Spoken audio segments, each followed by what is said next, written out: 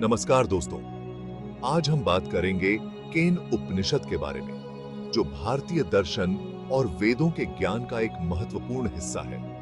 केन उपनिषद सामवेद से संबंधित है और इसका नाम केन शब्द से आया है, जिसका अर्थ है किसके द्वारा। यह उपनिषद जीवन के उन मौलिक प्रश्नों को उठाता है जिन पर हम अक्सर विचार नहीं करते, जैसे किसके द्वारा हमारा मन सोचता है, किसके द्वारा हमारी इंद्रियां काम करती हैं। पहले और दूसरे अध्याय की शिक्षा। केन उपनिषद का पहला अध्याय इन गहरे सवालों के उत्तर खोजने का प्रयास करता है। इसमें बताया गया है कि हमारी इंद्रियां, मन और प्राण जिस शक्ति से संचालित होते हैं, वह हमारे विचारों से परे है। यह वह शक्ति है जो हमें भीतर से प्रेरित करती है, लेकिन यह परम शक्ति इतनी सूक्ष्म और गहन है कि इसे प्रत्यक्ष ज्ञान से नहीं जाना जा सकता। उपनिषद के पहले अध्याय का निष्कर्ष यह है कि जो शक्ति हमारे भीतर काम कर रही है, वही सच्चा स्व है और वही ब्रह्म है। यह ज्ञान हमें इस बाहरी दुनिया की सीमाओं से परे अपने अंदर की यात्रा करने का संकेत देता है।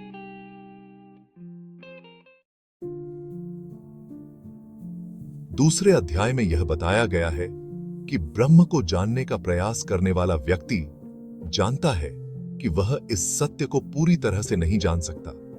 यहां एक प्रसिद्ध श्लोक आता है, नेति नेति, जिसका अर्थ है यह नहीं, यह भी नहीं। इस प्रकार दूसरा अध्याय इस बात पर जोर देता है कि ब्रह्म को किसी भी रूप में सीमित नहीं किया जा सकता। उसे केवल अनुभव किया जा सकता है, समझा नहीं जा सकता।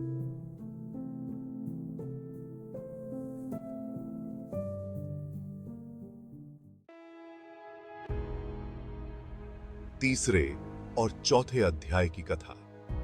तीसरे अध्याय में एक अद्भुत कहानी है जो हमें उस ज्ञान का बोध कराने का प्रयास करती है। कहानी के अनुसार देवताओं ने दैत्यों पर विजय प्राप्त की और इस जीत का श्रेय वे अपनी शक्ति को देने लगे। देवता इंद्र, अग्नि और वायु अपने अपने सामर्थ्य पर गर्व करने लगे, लेकिन उसी समय उनके सामने एक अज्ञात शक्ति प्रकट होती है। यह शक्ति वास्तव में ब्रह्म का प्रतीक है, लेकिन देवताओं को इसका ज्ञान नहीं होता। देवताओं के मुखिया इंद्र सबसे पहले अग्निदेव से पूछते हैं, जाओ और पता लगाओ कि यह कौन है। अग्निदेव उस शक्ति के पास जाते हैं और अपने सामर्थ्य का परिचय देते हुए कहते हैं कि वे सब कुछ जला सकते हैं। ब्रह्म उन्हें एक तिनके को जलाने की चुनौती देते हैं।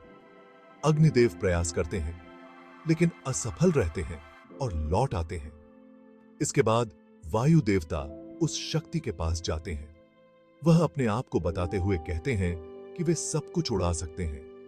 ब्रह्म उन्हें भी उसी तिनके को उड़ाने की चुनौती देते हैं। वायुदेव भी असफल होकर लौट आते हैं। अंत में इंद्र स्वयं इस रहस्यमयी शक्ति का रहस्य जानने के लिए जाते हैं, परंतु जैसे ही वे उस शक्ति के सामने पहुंचते हैं, वह शक्ति अदृश्य हो जाती है। इसके बाद इंद्र को माता उमा का दर्शन होता है, जो उन्हें बताती हैं कि वह शक्ति ब्रह्म है और उसी की कृपा से देवता शक्तिशाली हैं। इस कथा का संदेश है कि सच्ची शक्ति का स्रोत ब्रह्म है और वह किसी भी एक देवता या रूप में सीमित नहीं है। यह कथा अहंकार को त्यागने और परमात्मा की भक्ति में लीन होने का महत्व बताती है। चौथे अध्याय की शिक्षा। चौथे अध्याय में केन उपनिषद इस ज्ञान को और भी स्पष्ट करता है। यहां बताया गया है कि ब्रह्म न तो हमारी इंद्रियों के द्वारा समझा जा सकता है, न ही हमारे मन द्वारा। जैसा कि श्लोक कहता है, यद वाचा अनभ्युदितम येन वाग अभ्युद्यते तदेव ब्रह्म त्वं विद्य नेदम यदिदम उपास्ते।